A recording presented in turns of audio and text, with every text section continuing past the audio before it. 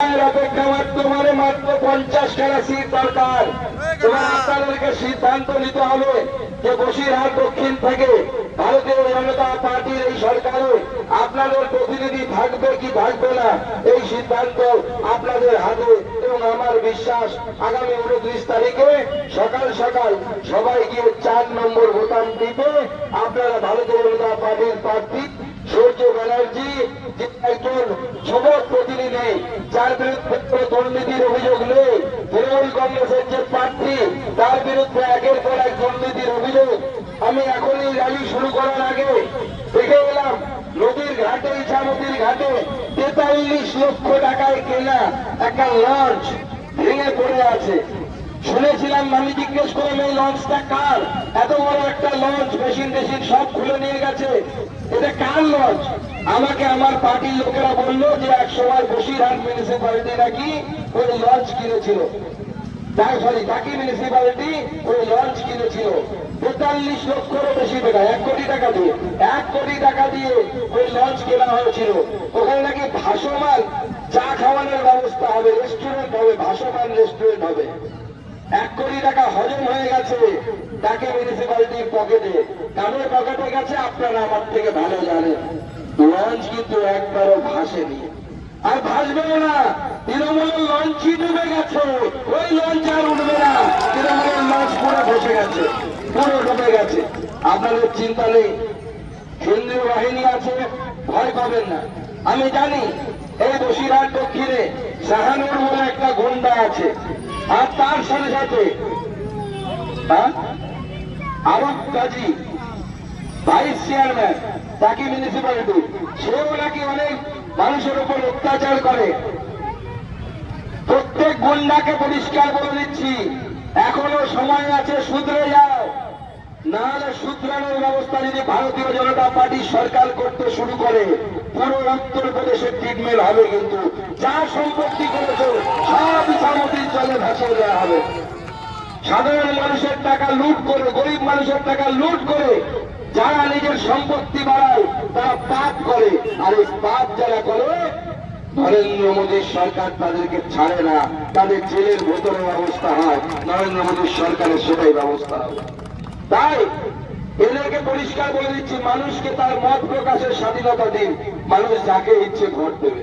আর আমার বিশ্বাস বসিরহাট দক্ষিণের মানুষ যদি সুযোগ পায় তাহলে সবাই মিলে তৃণমূলের ওই দুর্নীতিগ্রস্ত সরকারকে উৎখাত করে তারা ইছামতির জলে বিসর্জন দেবে।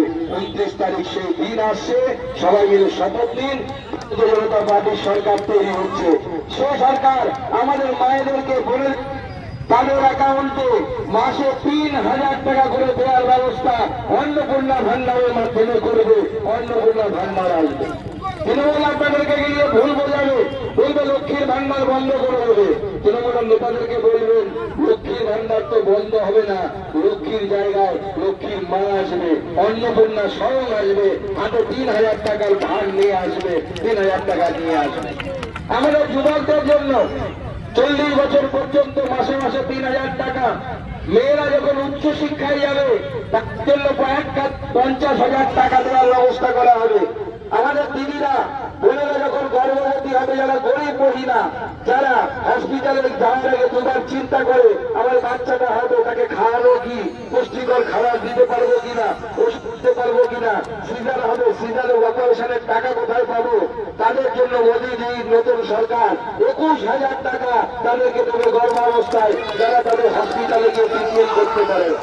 শুধু তাই নয়, তার সাথে সাথে 6 মাসের পুষ্টি কিট, অর্থাৎ যেটা মা এবং বাচ্চা খেয়ে পুষ্টিকর খাদ্য খেয়ে আগামী দিনে সুস্থ ভারতের সুস্থ নাগরিক হয়ে উঠতে পারবে। আর মোদীজির নেতৃত্বে এই বাংলার শিল্প আসবে, কর্মসংস্থান আসবে। আর সব থেকে বড় কথা, এই যে দুর্নীতি, একটা নেতা তৃণমূলের খুঁজে পাবেন না যাদের দিকে ঢিল মারলে করোনা করে দুর্নীতির অভিযোগ পাওয়া যায় না। আমরা তো রাজনীতি করছি, আমিও তো মন্ত্রী আছি, 1.5 বছর হয়ে গেল। কারো ভোটের পাঠা আছে?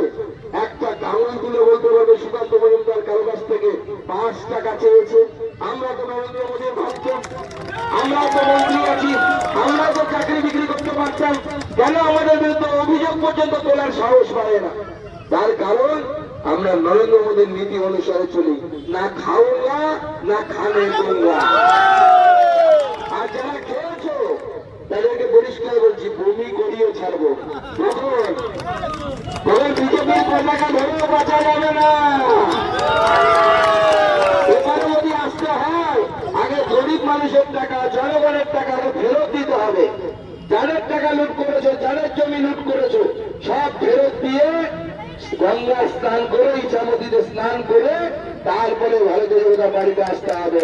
আর চোরেদের সাজা মুকুব হবে না, তাদেরকে উপযুক্ত সাজা পেতে হবে। তাই ভারতীয় জনতা পার্টির এই সরকার আগামী দিনে পশ্চিমবঙ্গের কায়াকল্প করতে চায়, পশ্চিমবঙ্গের পরিবর্তন করতে চাই। প্রতি বছর এসএসসি হবে, স্কুল সার্ভিস কমিশনের পরীক্ষা হবে। তৃণমূলের নেতারা গুরুত্ব বোঝে এসএসসি? বোঝে না। নিজেরাই জীবনে কোনো পরীক্ষা দেয়নি, পড়াশোনাই করেনি। আমি এসএসসি পেয়েছিলাম, 1 বছর স্কুলে পড়িয়েছিলাম, 1 বছর 3 মাস। আমি জানি এসএসসি পরীক্ষা পাশ করতে গেলে কতটা পরিশ্রম করতে হয়, কত ঘন্টা পড়তে হয়, কত ঘন্টা রাত জাগতে হয়। অভিষেক ব্যানার্জি জানে না, কারণ অভিষেক ব্যানার্জি জীবনে কোনো পরীক্ষায় পাশও করেনি, কোনো করবেও না। পরবর্তী করে ভোলা সামনে হয়ে যায়। তাই তারা বুঝবে না মানুষের দুঃখ কষ্ট। আমরা জানি একটা বেকার যুবককে, একটা সাধারণ পরিবারের ছেলেকে কিভাবে বড় হতে হয়, কিভাবে মানুষ হতে হয়। মা বাবা পড়াশোনা করায়। আমার মা বাবা কষ্ট করে পড়াশোনা করেছিল, ইচ্ছে ছিল যে ছেলে মাস্টার মশাই হবে, আমি হতে পেরেছি। সেরকম বহু মানুষের স্বপ্ন আছে, সফল হতে পারেনি। এই সরকার আছে, আমাদের সরকার হলে পরে আমরা সেই সমস্ত যুবকদেরকে, যাদের বয়স পার হয়ে গেছে, যুবক এবং যুবতী, তাদেরকে 5 বছরের রিল্যাক্সেশন দেবো। 5 বছর পর্যন্ত তারা বেশি পরীক্ষা দিতে পারবে, তাদের সেই ব্যবস্থা করব।